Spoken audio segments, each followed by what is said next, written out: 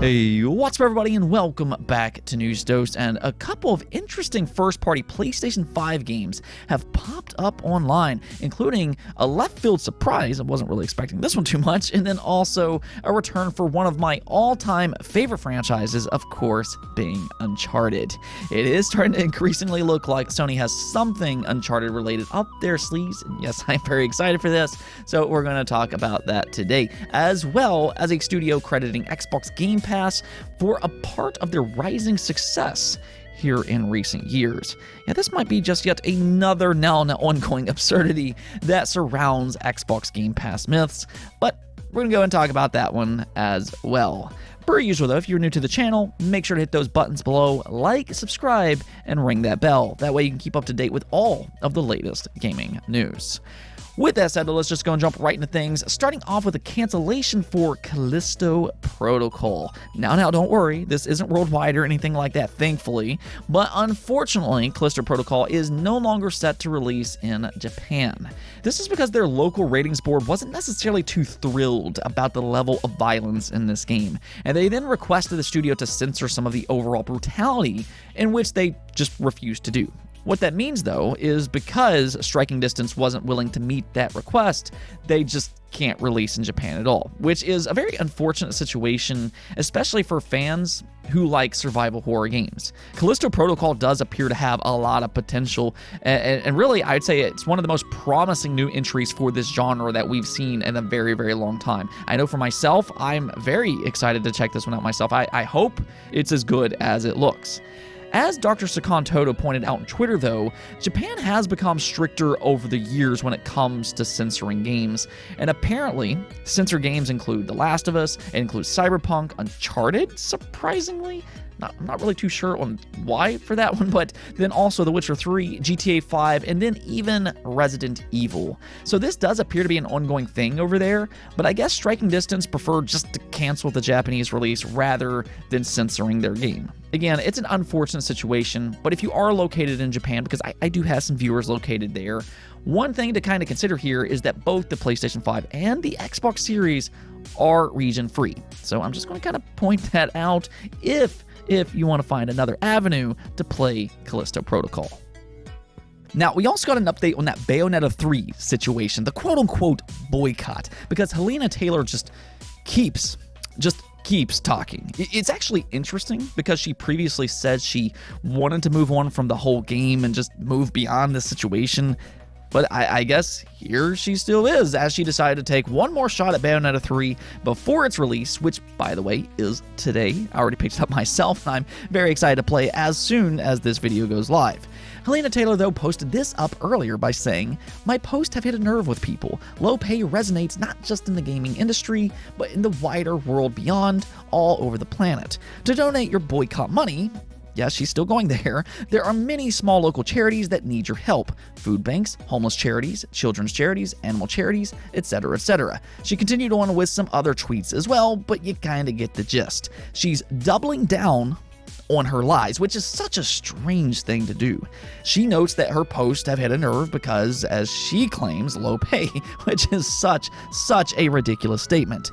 She just keeps leaving key details out. The reason that she hit a nerve is because she left key details out, very key details out, making her situation look worse than what it actually was. She originally claimed that she was only offered $4,000 at a flat rate to reprise her role in Bayonetta 3, and it was later found out that wasn't true. She was offered at the very least $15,000, which is a huge difference than what she originally claimed.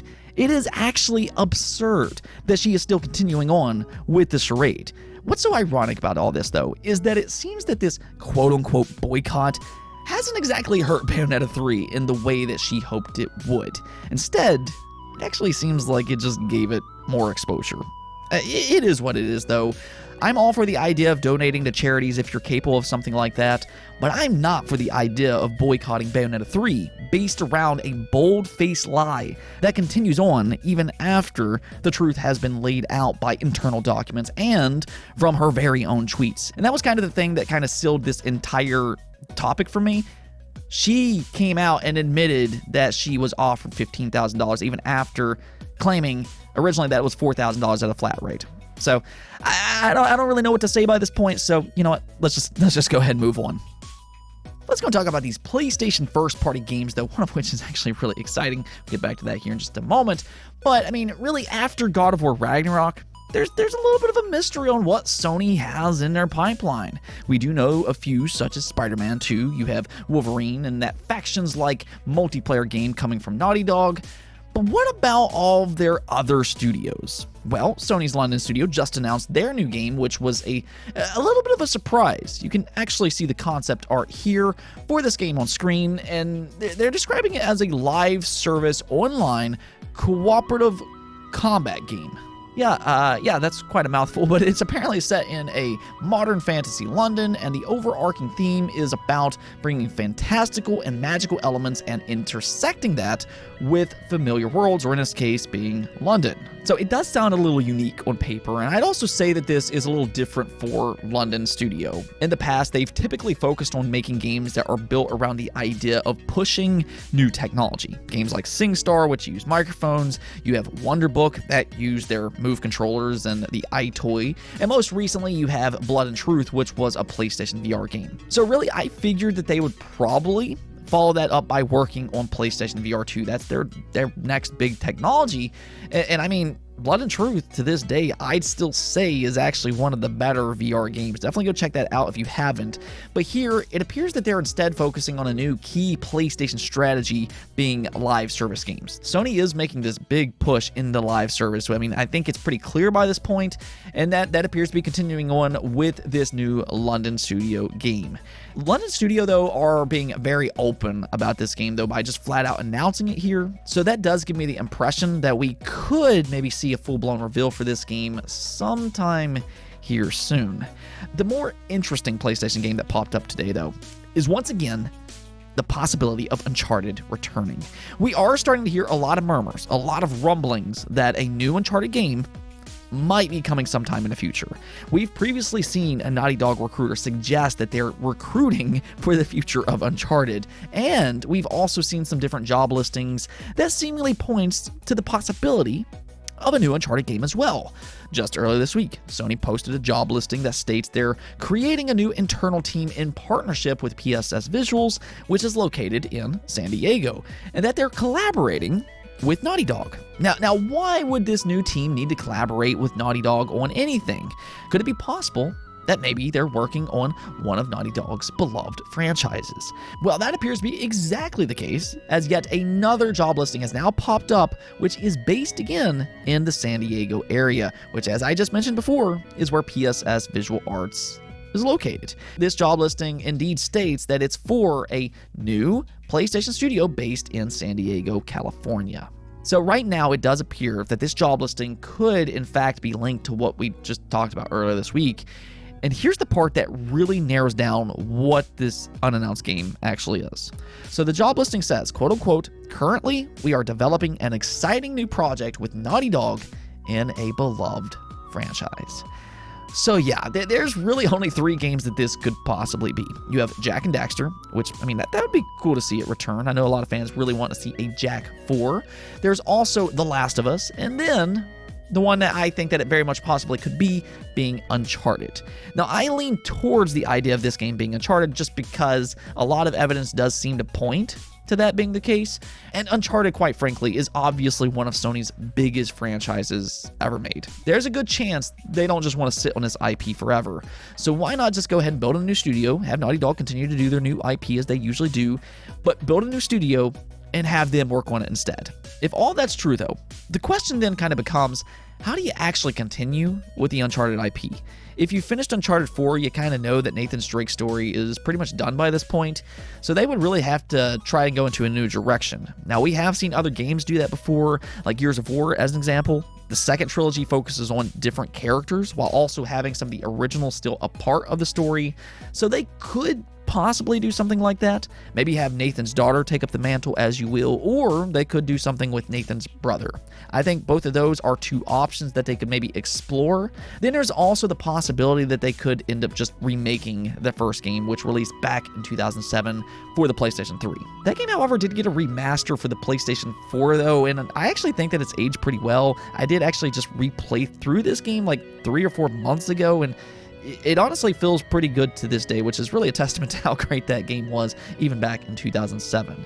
So I don't necessarily know if it really needs a remake per se, but one way or the other, it does appear that Sony has a new San Diego studio, and it appears that they are working on a beloved Naughty Dog franchise.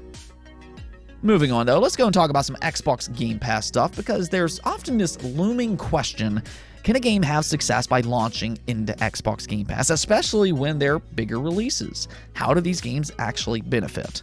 Well, RGG believes that the Yakuza series has majorly benefited from Xbox Game Pass, as the game producer credits its recent rise in popularity to Xbox Game Pass. He was asked about the massive success it's had here recently in the West, and he responded by saying this: in terms of audience, I think the West has especially increased. It's hard to tell if that's thanks to multi-platform or if it's because we changed the genre and protagonists from Yakuza Like a Dragon as a new series, or both. Personally, I do think subscriptions like Game Pass, allowing people to play the previous games over the years, have contributed largely to the increase in audience. So that is a very interesting response, because Yakuza, this is a franchise that's been around for quite a long time. The first game did release in the West way back in 2006 for the PlayStation 2, and while it did gradually grow throughout the PlayStation 3 years, it really wasn't until recently that the franchise started to become a little bit more mainstream. I mean, you can clearly see the community, they talk about this series a lot more now, and this is something that we have discussed on this channel before. One of the major benefits of releasing your games into Xbox Game Pass is that you get an immediate boost in mindshare. People get excited and they talk about it online. They talk about it on social media. News outlets, they're going to talk about it. And then also YouTubers like myself. I mean, every time I put a top 25 Xbox Game Pass video together, Yakuza is always somewhere on that list. Word of mouth is incredibly important. And Xbox Game Pass, it really helps out with that, especially when a game is actually good. And that's the thing about the Yakuza series. They are among the very best Xbox Game Pass games. And not only that, they really are just some of the best single-player, story-driven experiences, period. So yes, fans, they're going to notice this, and that mind share will definitely increase. And I think that that's what's happening here with the Yakuza series. It's not just some simple coincidence that as soon as Sega decided to make it multi-platform and bring it to places like Xbox Game Pass, that suddenly fans just took more notice and now talk about it a lot more. Sega is just so strange, though. This really reminds me of what's actually happening right now with the Persona series. It's another franchise that obviously, very obviously, should have been multi-platform all along. But now that they finally decided to bring it over to places like PC, the Nintendo Switch, and yes, even Xbox Game Pass, well, if you've been paying attention, it seems like Persona is having a little bit of a resurgence as well. People are very much buying up that game all of these years later because it's good and it should have always been on all platforms in the first place. Nobody at all, though, is shocked except for Sega, but nonetheless, this is yet another good success story for Xbox Game Pass. Let's go take a look at the poll of the day, though, and as we head into the month of November, which is actually almost hard to believe, it's almost the end of the year already, but I did ask you all, what game releasing in November are you most excited for? And as you can see here, God of War Ragnarok was the clear winner here with 49% of the votes, then Pokemon Scarlet and Violet took second place with 21%, then Sonic Frontiers at 11%, Pentiment at 9%, and then 11% for other, which would be games like Tactics Ogre, Harvestella, etc., etc. But there you go, as expected here, God of War Ragnarok is one of the biggest releases for the entire year. Yes, there's a lot of excitement for this game, and it clearly shows here. I am very much with you all as well. I am absolutely pumped for this game. I do firmly believe that first game is one of just the best single-player experiences ever made, and I'm really hoping they can follow up that experience with Ragnarok. This is easily the biggest PlayStation 5 release up to this point, though. I mean, yes, it is releasing on the PlayStation 4 as well, but a lot of people will be jumping into the PlayStation 5 specifically for this game. And again, let's just kind of hope that it turns out to be as good as that first game, because if it even comes close, I mean, we're talking about an easy Game of the Year candidate here. Now, I will also say that I'm very excited for Pokemon Scarlet and Violet. As many of you all know, this is one of my favorite franchises of all time. And I do like that they're trying some new things this time around. I don't necessarily care for the new evolution gimmick per se. Personally, I think that they should just go back to making Pokemon Super Saiyan once again with those mega evolutions. But hey, more Pokemon is always good in my book. Again, I'm a big fan of this franchise, and I am interested to see how this new formula works. Going through the comments though, let's give some love to some different games that I didn't list here. YouTube only gives me 5 options to work with. I am very sorry.